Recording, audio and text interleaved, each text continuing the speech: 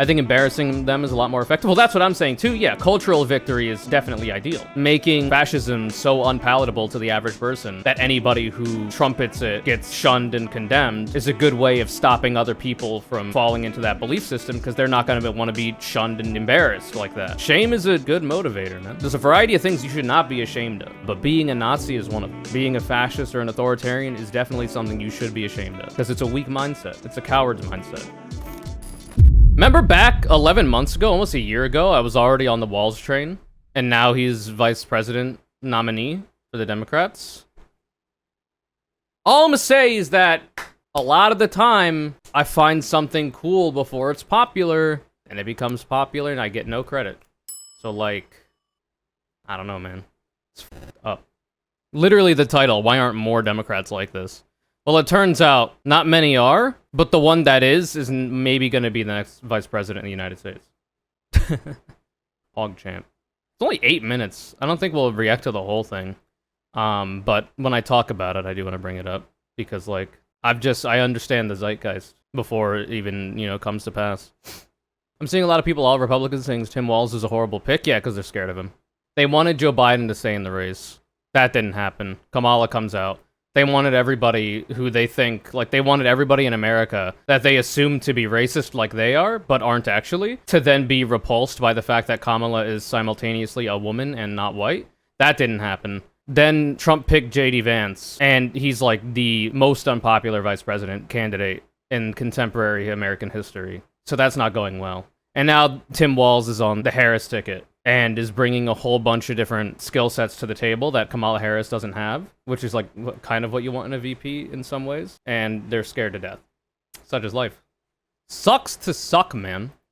If they weren't unhinged maniacs that only cared about attaining power in order to inflict suffering on people they don't like, they might be able to, like, achieve a level of normalcy that would make them palatable to the average American, but they've not really achieved that, and in fact they're going the opposite direction.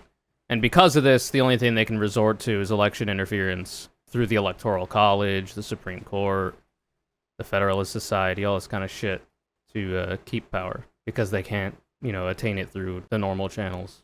Why do they see so much of the word weird? Well, I saw a good post about this ages ago, and then it got the person who posted it reposted it, essentially saying that fascism, and, like, Trump's kind of fascism, but fascism broadly, thrives off of being feared, because they interpret the fact that the opposition party are fearful of them as a show of strength, and that does play well with their base, etc., etc. And for a long time, Democrats were like, oh, this guy's going to bring the end of democracy, which is potentially true.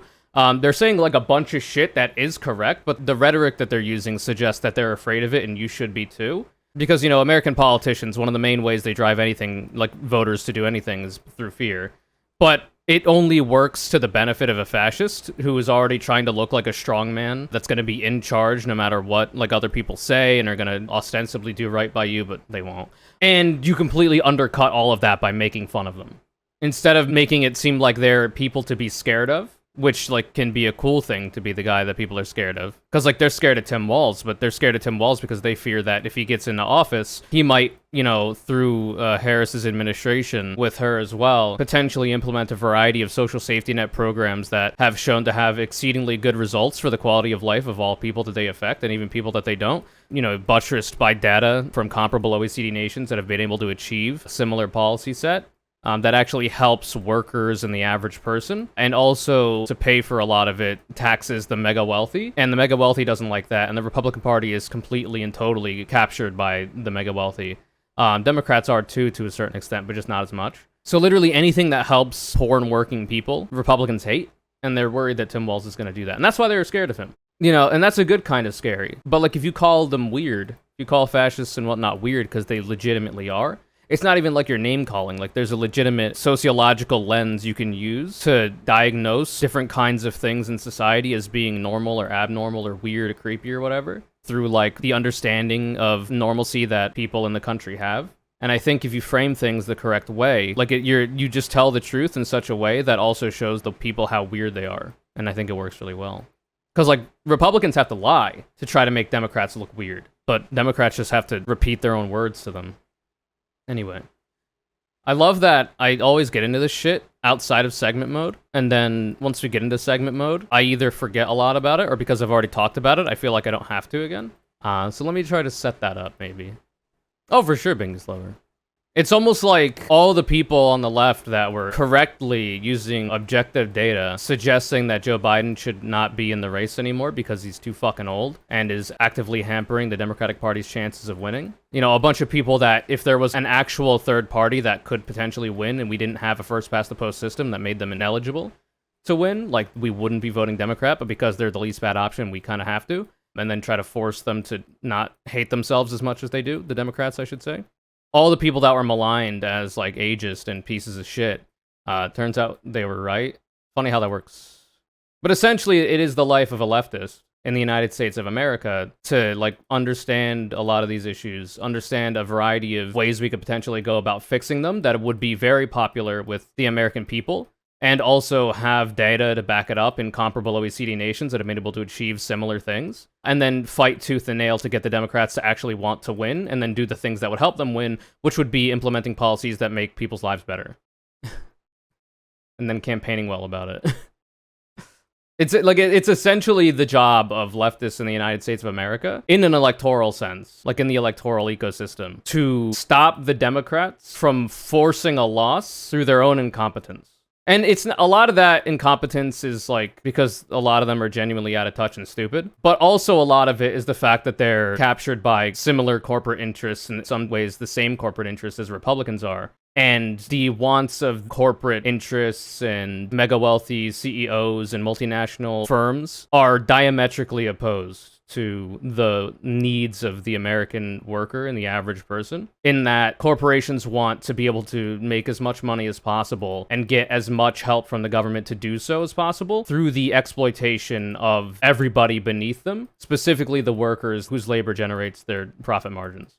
Like, it's an actively violent means of, like, maintaining their power. And because our electoral system has been corrupted by those corporate interests, Democrats, a lot of their ineptitude stems from the fact that elections are, you know, costly to run. And they found the path of least resistance for them is just to be a good corporate stooge and, you know, do a little bit to help Americans, but not nearly enough. A lot of the capitulations they'll make on policy that go against the data that we have from comparable OECD nations and the policies that they've been able to achieve to good effect, a lot of those capitulations that they have to make are due to the fact that they have to worry about the corporate interests that may or may not give them money next election cycle in order to run their races, which does genuinely hamper their chances of winning, and they are the least bad option compared to the Republicans. So it's just a hostage situation that the American people are in, which is not good.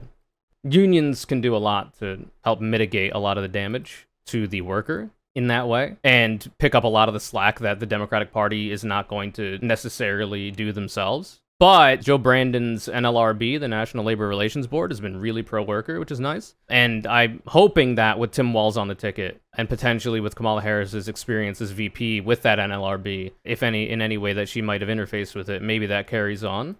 I know Tim Walz is very pro-union. Kamala Harris talks about being pro-union as well, because, you know, Democrats are aware that unions are a good way to get out the vote, you know, in order to vote for Democrats, because Republicans are anti-union. They are actively hostile to unions because Republicans are the most pro-corporate. So they're the most corporations being able to own your soul and grind you into dust in order to add a couple 0.005 cents to the bottom line for their stockholders. Democrats are, you know, okay with that too, but they're in a position where they have to be a little bit more pro-worker in order to get people to vote for them. So essentially, the goal is to weaponize the fact that the Democrats are in our hostage situation as American people. And I'm not, you know, necessarily a worker anymore, but I was for 10 years. But generally speaking, for workers, to utilize the fact that the Democratic Party is also in a hostage situation with corporate interests and put pressure on them to try to thread the needle there and utilize whatever weakness that we can in order to push through actual good policies for people.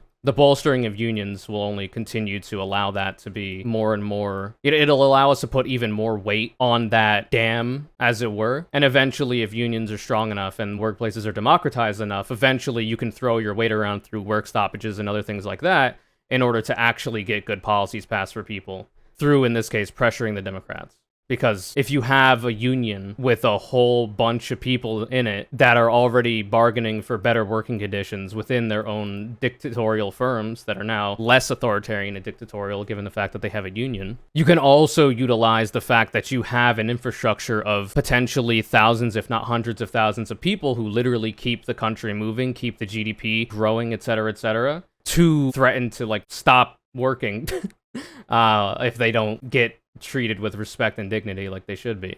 Anyway. Mocking authoritarians robs them of their power? Yeah, but that's only part of the puzzle. That's like a rhetorical approach. The best way to rob authoritarians of their power is overwhelming political force and power. And in some ways, like in World War II, overwhelming violent power, in a self-defensive capacity because of the ambitions of, authoritarians in the past who wanted to conquer the world and kill a whole bunch of people in the process. All violence against fascists is self-defense, in my opinion. In a vacuum, I agree, and I've said this before.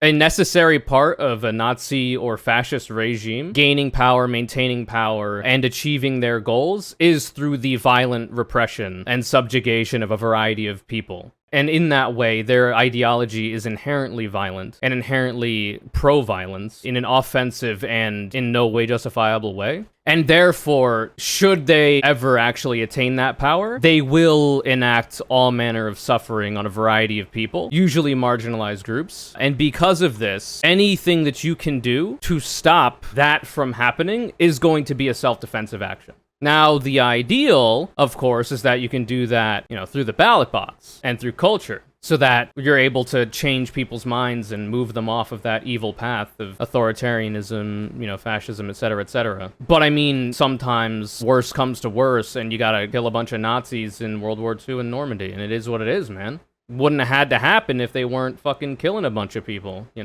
Now, I will say, if it is the case that there's just a random-ass Nazi walking around saying some dumb shit, you're gonna have to take it up with the law if, you enact any kind of self-defensive measures, like punching them, for instance. I'm not gonna shed a tear over the fact that they may get punched, because in my view, Nazis should not be a thing, broadly, like, that ideology should be so repulsive to any normal person that nobody should want to be it, and anybody who is it should justifiably be ostracized from society at the worst, and at best, rehabilitated to not be degenerate pieces of shit. And, reintegrate into society in such a way that doesn't make them want to violently repress a whole bunch of people that they don't like.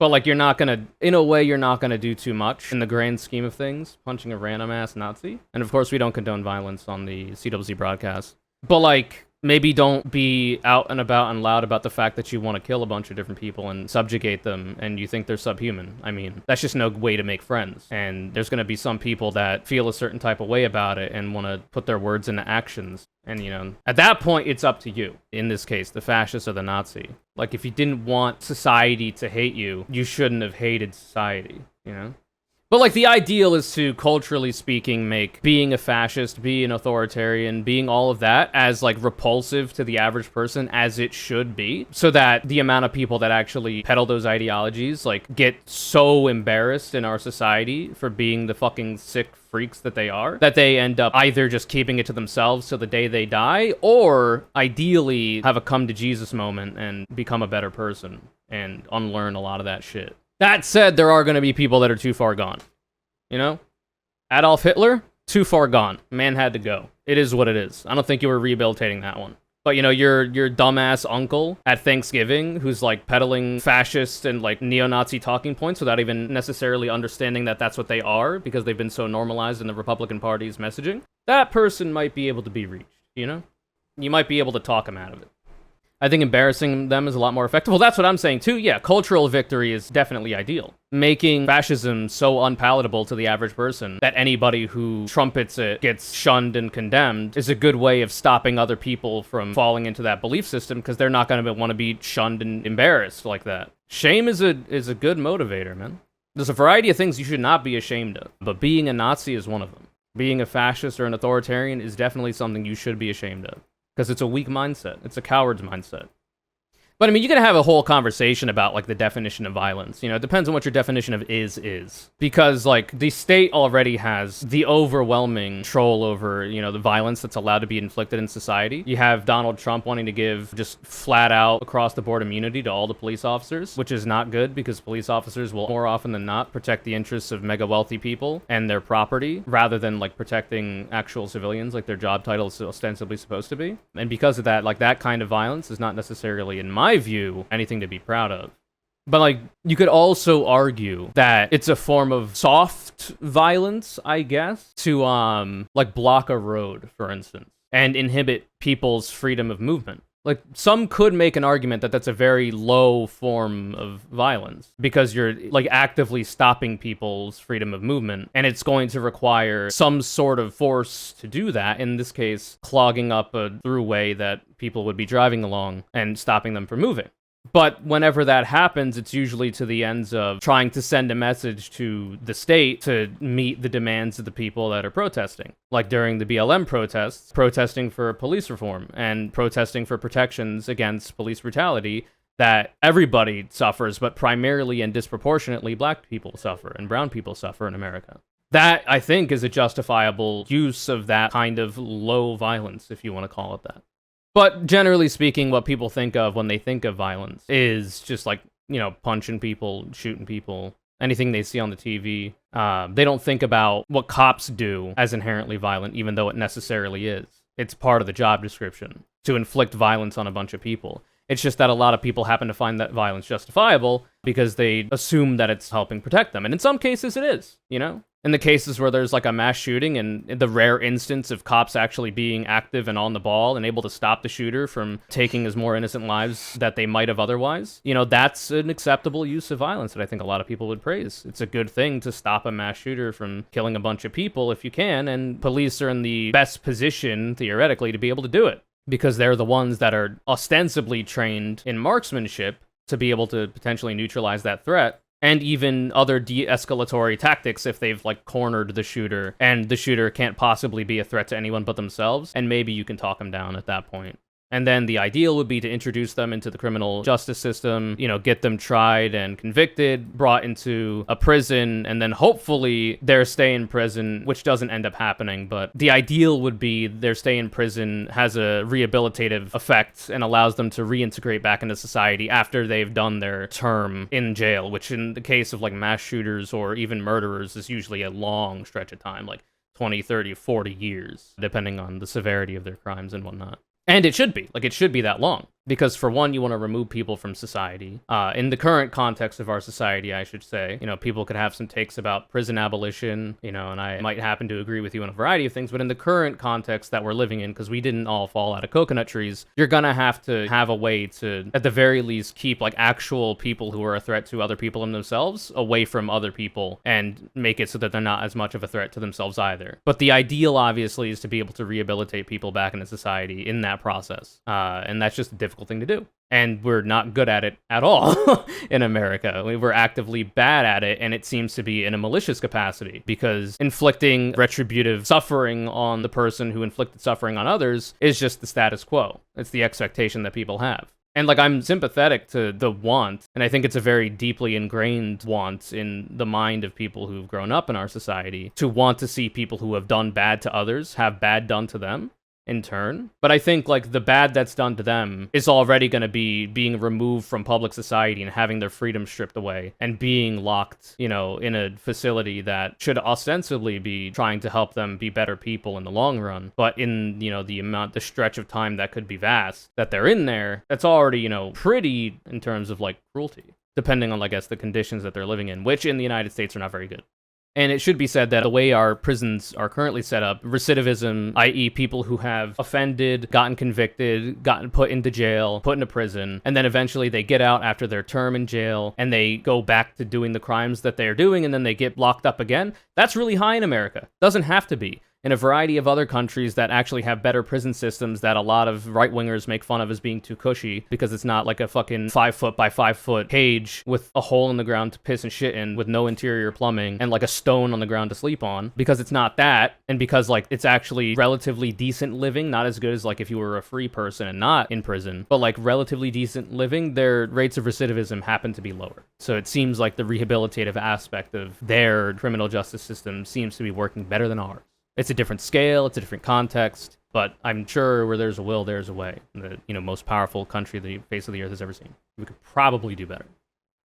Also, it should be said that a lot of crime that happens is incredibly rarely ever because people just want to be violent pieces of shit to other people. Some people do. There's some people that are like legitimately fucked in the head, and like mental health evaluations and a variety of things to try to work through that would probably be very beneficial to not only other people but also themselves, because a lot of the times being a violent piece of shit is very self-destructive as well. Like, you can even make a selfish argument for those people to, like, get their shit together. But a lot of the time, the reason why people are committing crimes is out of necessity. Petty theft and all this kind of shit. Stealing food from a grocery store to feed their family because they're not making enough money with their job or multiple jobs to keep the lights on. There's a whole bunch of socioeconomic factors that are so complex to the point where there's an entire field of study that looks into it and tries to find the best ways to help people be better people and do better to people around them, called sociology, that looks at these things and tries to figure them out. And we have a lot of good data to suggest that if you allow for people to have a purpose in society through, in this case, a job that they would like to work in our current economy, that they actually feel helps them give back to their community and also pays them enough to be able to put food on the table for themselves and their family, and they don't have many sources of struggle when it comes to that through a variety of social safety net programs as well, etc., their quality of life goes up, they're less likely to engage in any kind of criminality, and that's better for literally everyone and the country as like an entity.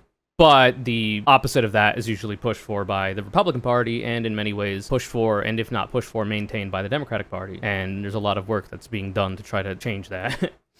And it should be noted that on a per capita basis, a lot of red states actually have higher rates of criminality than blue states. It's just that if you look at things in terms of like raw population numbers, there's more people in cities, people are more closely packed together, so literally it's just math that there's going to be more crime, quote unquote. But if you look at it through the lens of per capita basis, the rates of criminality are actually higher in a lot of smaller red states.